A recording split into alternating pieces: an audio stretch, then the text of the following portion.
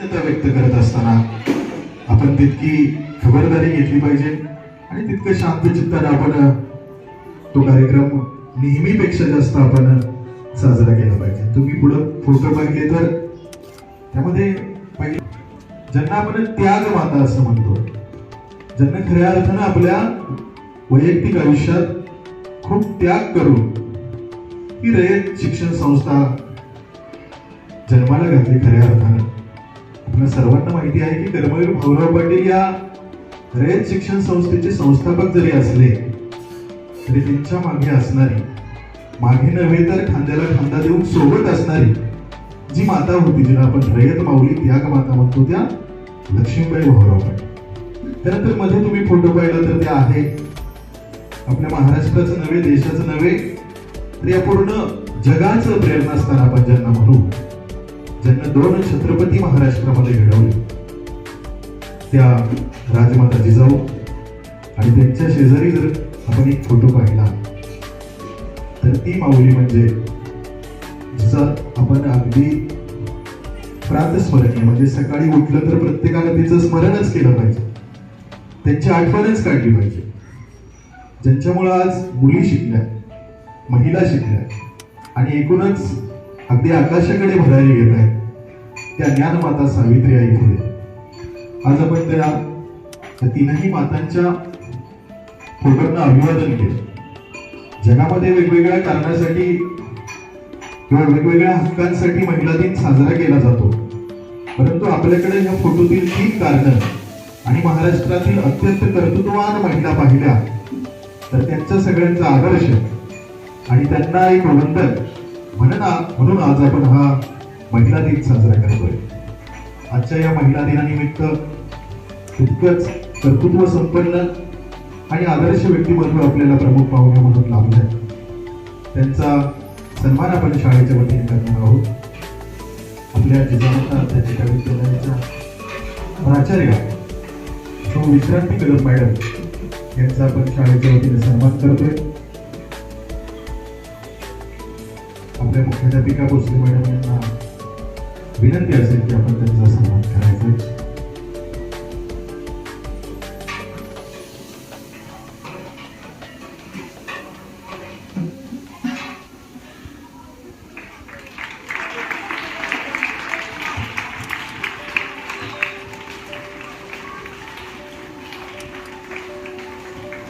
कार्यक्रमासाठी आवर्जून उपस्थित असणाऱ्या आणि उद्याच्या महिला दिनाचं औचित्य साधून आपल्याला ज्यांचा आज खऱ्या अर्थाने एक सन्मान करायचा आहे, त्यांच्यातील स्त्री शक्तीला आपल्याला सन्मानित करायचं आहे, अशा आपल्या जिजामाता अध्यापिका विद्यालयाच्या प्राध्यापिका माधुरी पाटील मॅडम यांनी नुकत्याच झालेल्या महाराष्ट्र शासनाच्या राज्यस्तरीय नवोपक्रम स्पर्धेमध्ये संपूर्ण महाराष्ट्र राज्यामध्ये, पुन्हा एकदा मी सांगतोय, संपूर्ण महाराष्ट्र राज्यामध्ये द्वितीय क्रमांक प्राप्त केलाय. त्याबद्दल आपण सर्वांनी त्यांचं जोरदार टाळ्या स्वागत करायचंय. आपण आपल्या शाळेच्या वतीने त्यांचं कौतुक करतोय. मॅडमांना विनंती असेल की आपण त्यांचं कौतुक आणि अभिनंदन करा. नेहमीच वेगवेगळे उपक्रम जिजामाता अध्यापिका विद्यालयामध्ये कदम मॅडम यांच्या मार्गदर्शनाखाली राबवत असतात आणि त्याच त्यांच्या मेहनतीला या ठिकाणी सन्मान केला जातो. त्यांच्या मेहनतीची मोहर आणि वारंवार ते आपल्या कृतीतून आणि शिक्षणातून विद्यार्थ्यांना मार्गदर्शन करत असतात. जिजामाता प्रॅक्टिसिंग स्कूलचे सर्व स्टाफ आणि मुख्याध्यापिका भोसले मॅडम यांचा मनापासून मी आभार व्यक्त करते, कारण माझा इथं सन्मान केला आणि मला इथं बोलावलं त्याबद्दल तुमचे मनापासून आभार व्यक्त करते. खरं तर जिजामाता म्हटलं की अख्ख्या महाराष्ट्रातच गजबजा असतो. आणि मी जेव्हा स्पर्धेला गेले त्या स्पर्धेचं एक वेगळं वैशिष्ट्य मी तुम्हाला सांगते. या स्पर्धेसाठी मागच्या वर्षी आपल्याच कॉलेजचे डॉक्टर तुषार साळुंके सर यांचा 2य क्रमांक आला होता आणि यावर्षी मी पुन्हा त्या स्पर्धेसाठी जिजामाताचीच कॅन्डिडेट आलेली आहे, तर तिथे एक दबदबा निर्माण झाला होता. जिजामाता म्हटलं की थोडंसं लोकांना घाबरायला होतं आणि जिजामाता प्रॅक्टिसिंग स्कूल असू देत किंवा जिजामाता अध्यापिका विद्यालय असू देत, तर या दोन्ही शाखांचं ऑल महाराष्ट्रामध्ये खूप नाव लौकिक आहे. कुठले उपक्रम आपल्या YouTube चॅनलच्या द्वारे किंवा आपण राबवत असलेल्या पालकांच्या ग्रुपवर सेंड करत असतो, त्यामुळे ते ऑल महाराष्ट्रामध्ये पोहोचवायला वेळ लागत नाही. खऱ्या अर्थानं हा माझा जो नंबर आलेला आहे तो केवळ तुषार साळुंखे सर आणि आमच्या कॉलेजच्या प्राचार्या कदम मॅडम यांच्यामुळेच आलेला आहे. असं का तर मार्गदर्शन आणि प्रेरणा देणाऱ्या कॉलेजच्या प्राचार्या आहेत की त्यांनी सांगितलं यावर्षी दुसऱ्यांना संधी देऊयात आपण. आणि मागच्या वर्षी साळुंखे सरांचा नंबर आला होता, त्यामुळे मला त्यांचा गायडन्स उपयोगी झाला. आणि मॅडमनी कृती संशोधन म्हणजे काहीतरी नवोपक्रम राबवा अशी कल्पना दिल्यामुळे आपण मग ते नवचैतन्यानं नवोपक्रम राबवू लागलो. सगळ्यात महत्वाचा सकारात्मक दृष्टिकोन हा खूप महत्वाचा आहे आपल्या प्रत्येक गोष्टीमध्ये. आपल्या आयुष्यात चढ उतार येत असतात, कधी अपयश येत असतं, पण प्रत्येक अपयश हे कुठल्या तरी यशाची पायरी आहे हे लक्षात ठेवायचे. पहिल्या गोष्टीत यश मिळेलच असं नाही, कधीतरी ते पुढे मिळणार असेल.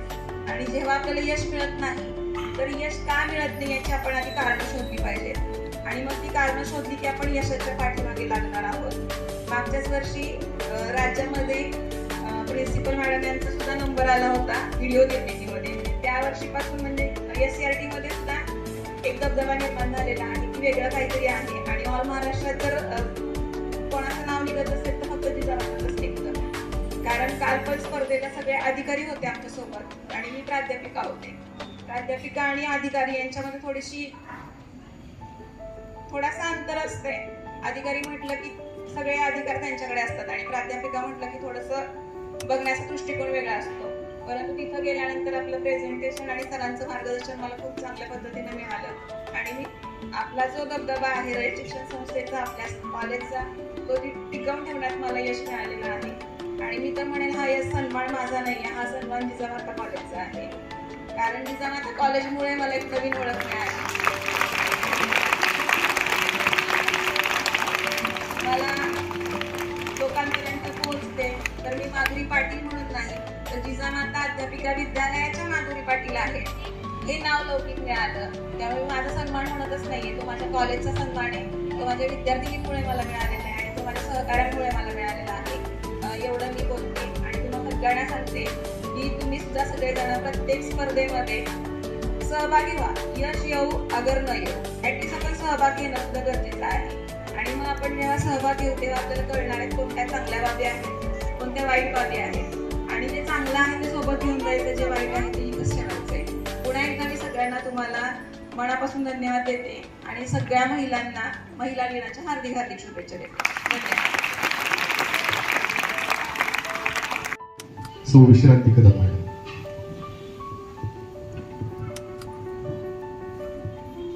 सर्वांना नमस्कार.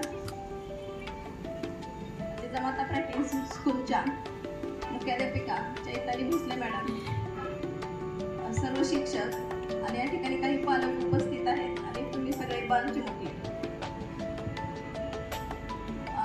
उद्या आंतरराष्ट्रीय महिला दिन आहे आणि त्यानिमित्त आपण आज साजरा करतोय. उद्या रविवार आहे. मला पहिल्यांदा सांगा की घरी कोण कोण आईला नमस्कार करता, आई वडिलांना? खरं करताना मी विचारणार आहे. यांच्यासाठी एकदा सगळ्यांनी टाळ्या वाजवा.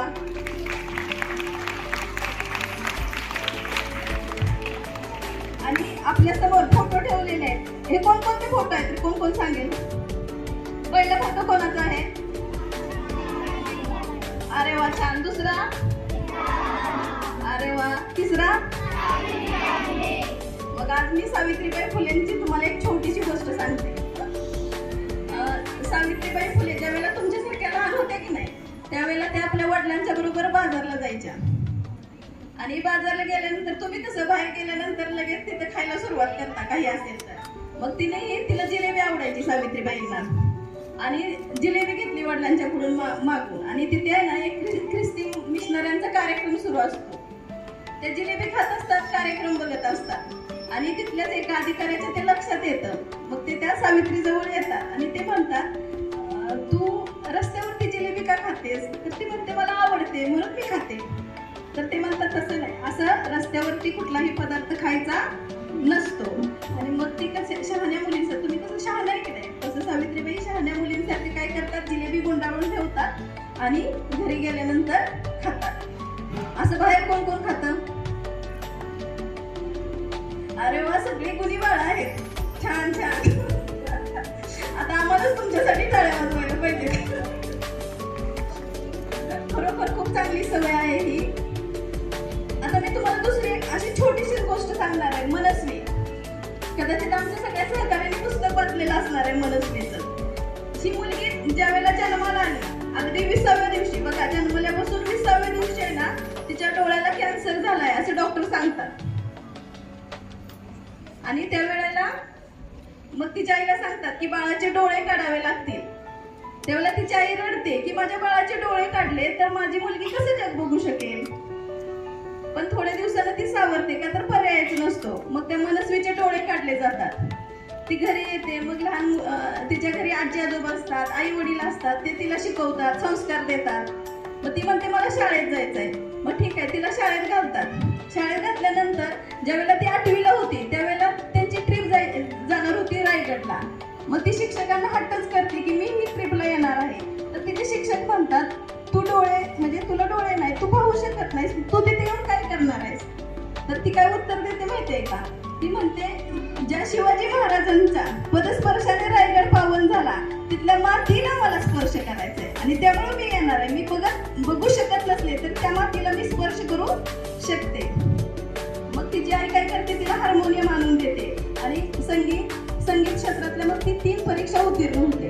10वी मध्ये काय होतं, तिला 80% मार्क्स पडतात. आणि महाराष्ट्र शासन काय करतं, राष्ट्रपती पुरस्कारासाठी बालश्री म्हणून तिचं प्रस्ताव पाठवतं. 2004 साली ज्यावेळी APJ अब्दुल कलाम राष्ट्रपती होते त्यावेळेला तो पुरस्कार तिला दिला जातो. आणि ती पुरस्कार घ्यायला ज्यावेळेला तिथे जाते त्यावेळेला APJ अब्दुल कलाम म्हणतात तू आंधळी आहेस तरीही तू इतकं मोठं यश कसं संपादन केलंस. त्यावेळेला ती म्हणते की मी तुमचं अग्निपंख पुस्तक वाचलं आणि मला प्रेरणा मिळाली आणि त्यातूनच मी हे यश संपादन केलं. पण तिचं बघा कौतुक एवढं, तर ती काय म्हणते माहितीये का, पण तुम्ही मला आंधळं म्हणालात हे मला आवडलं नाही. मग APJ अब्दुल कलाम म्हणतात परंतु इट इज फॅक्ट, ती वस्तुस्थिती आहे. तर ती म्हणते नाही, मलाही तुमच्यासारखे 2 डोळे आहेत. एक ज्ञानाचा डोळा आहे जो मला शिक्षकांनी दिला आणि जो दुसरा डोळा आहे संस्काराचा, तो मला आई वडिलांनी दिला. मग तुम्ही मला आंधळं कसं म्हणताय. बरं ते हसतात, ठीक आहे म्हणतात. मग ते म्हणतात तुला पुढे कोण व्हायचं आहे. तर ती म्हणते मला वाटतंय की मी मोठं झाल्यावर संगीतज्ञ व्हावं. परंतु मला आई म्हणते पहिल्यांदा तू माणूस बन आणि नंतर तुला काय बनायचंय ते बन. बघा म्हणजे एक आंधळी मुलगी किती मोठं उत्तुंग यश संपादन करू शकते. त्यावेळेला राष्ट्रपती तिला पुढे म्हणतात की तू पुन्हा कधी येणार. त्यावेळेला तिला जे बालश्री म्हणून पुरस्कार मिळाला होता ना त्याच्यावरती अशी ठिपकी वाजवते आणि म्हणते काय माहितीये का, मी इथे पद्मश्री पुरस्कार घ्यायलाच येईल. म्हणजे मी तरतूद करेन, इतकं कष्ट करेन की मी पद्मश्री पुरस्कारासाठी या ठिकाणी येईल. म्हणजे आज आपण महिला दिन साजरा करत असताना सर्वांनी यापासून प्रेरणा घ्यावी असं मला वाटते आणि ती तुम्ही नक्कीच घ्याल. एवढे बोलून मी सर्वांना महिला दिनाच्या शुभेच्छा देते.